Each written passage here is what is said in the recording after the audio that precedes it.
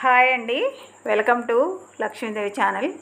ఈరోజు నేను సొరకాయతోటి డిఫరెంట్గా చూపించుతాను. చూడండి, ఒక సగం సొరకాయ తీసుకున్నాను, గీరి ముక్కలుగా కట్ చేసుకొని పక్కకు పెట్టుకున్నాను. మరో కుక్కర్ తీసుకొని అందులో మనం కట్ చేసిన ముక్కలు అందులో వేసి కొంచెం చిటికెడు పసుపు వేయండి, ఒక అర చెంచాడు ఉప్పు వేయండి, వేసి చిన్న గ్లాసు వాటర్ పోసానండి. అది మెత్తగా ఉడకటానికి పోసేసి కొంచెం కలిపి కుక్కర్ మూత పెట్టేయండి. మూత పెట్టి ఒక 6-7 విజిల్లు వచ్చేంత వరకు ఉడకబెట్టండి. మెత్తగా ఉడికిపోద్దండి. మరో గంట తీసుకొని అలా తిప్పితే ముక్కలన్నీ గుజ్జు గుజ్జు అయిపోతాయండి. అట్లా నేను తిప్పినట్టుగా తిప్పేయండి. గుజ్జుగా మన పప్పులాగా ఇద్దండి, సొరకాయ ముక్కల్లాగా కనపడదు. అది పిల్లలు అయితే టేస్ట్గా మంచిగా తింటారు. పెట్టుకొని ఆయిల్ పోసుకోండి తగినంత. మనం కట్ చేసి పెట్టిన ఉల్లిపాయ 4 పచ్చిమిర్చి వేగేంత వరకు అందులో కొంచెం నేను కస్తూరి మెంతి వేసిందండి. అది ఇష్టం ఉంటే వేసుకోవచ్చు, లేకపోతే లేదు.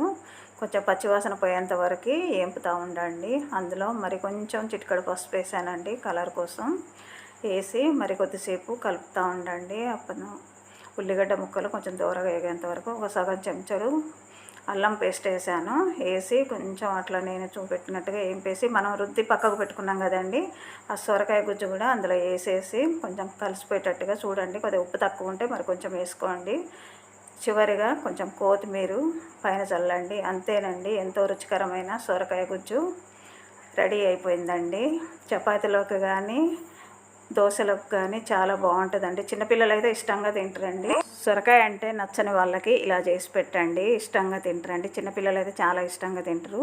చపాతీలోకి కానీ దోశలోకి కానీ చాలా బాగుంటుందండి.